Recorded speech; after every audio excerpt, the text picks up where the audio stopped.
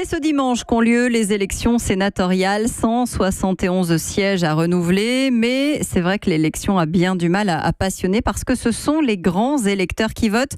Bonjour Jean-Philippe de Rosier. Bonjour. Merci d'être avec nous sur Europe 1. Vous êtes constitutionnaliste, professeur de droit public à l'Université de Lille 2.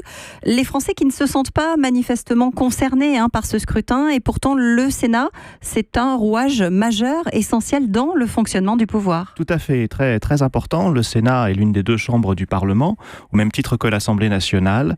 La France est un système bicaméral, presque depuis toujours. Depuis 1789, il n'y a eu que 10 ans de Parlement monocaméral, et donc c'est dire l'attachement de nos institutions, et même des Français eux-mêmes, à l'existence d'une seconde chambre.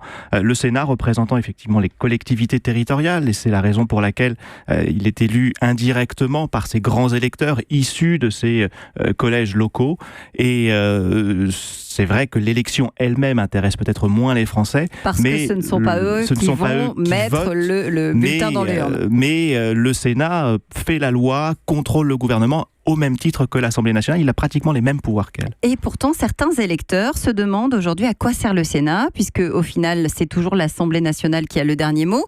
Ça reste un vrai contre-pouvoir aujourd'hui ? Ça reste un vrai contre-pouvoir. Et le Sénat, c'est pour ça qu'il a été créé. C'était pour tempérer exactement, la le chambre Sénat basse. a toujours été une chambre d'opposition. C'est-à-dire que même lorsqu'il a la même couleur politique que le gouvernement, il ne suit pas aveuglément le gouvernement comme peut le faire l'Assemblée nationale. Après, je ne dis pas que l'Assemblée est une chambre d'enregistrement, mais c'est vrai qu'il y a le fait majoritaire à l'Assemblée qui tend à soutenir le gouvernement, à poursuivre sa politique. Le Sénat, lui, ne se prive pas d'aller à l'encontre de l'avis du gouvernement, même s'ils sont de même famille politique, parce qu'il est là pour tempérer, comme vous l'avez justement dit, et tout dans ces mécanismes sont là pour favoriser cela. Son renouvellement par moitié est là pour justement ne pas introduire de changements brusques au Sénat. Le fait qu'il soit élu par des grands électeurs fait qu'effectivement les changements de politique qui peuvent subvenir dans l'opinion des citoyens ne vont pas se reproduire immédiatement au Sénat. Et donc, il est là pour amender la loi, pour contrôler le gouvernement avec un regard différent de celui de l'Assemblée nationale.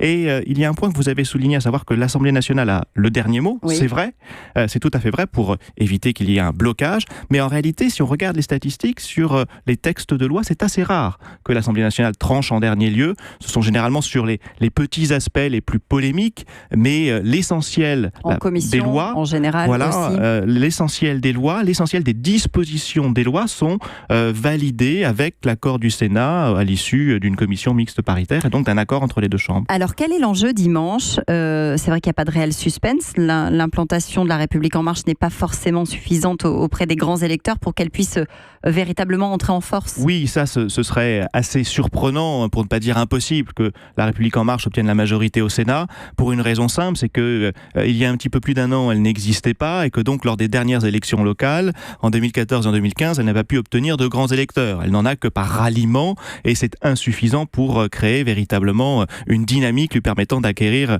une véritable majorité. Mais il peut y avoir une recomposition politique quand même au Luxembourg. Tout à fait. L'un des enjeux, ce serait que la République en marche devienne le deuxième groupe le plus puissant. Actuellement, le premier, c'est les Républicains, suivi du Parti socialiste, et la République en marche voudrait passer devant le Parti socialiste pour avoir suffisamment de sénateurs afin d'avoir une majorité la plus large possible, dans l'hypothèse d'une révision constitutionnelle qui serait adoptée à la majorité des 3/5 en Congrès.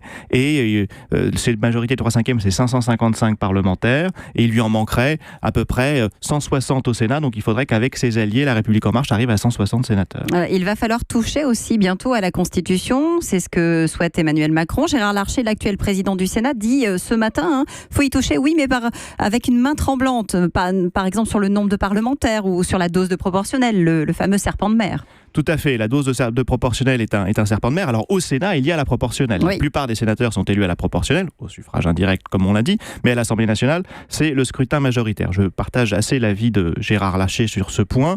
Je pense qu'il est essentiel que l'on conserve un fait majoritaire à l'Assemblée nationale, une plus grande diversité au Sénat. Et c'est vrai qu'il ne faut pas faire une réforme du Sénat qui soit trop profonde et qui le ferait vaciller, quitte à le faire disparaître. Je rappelle que les Français sont attachés au Sénat.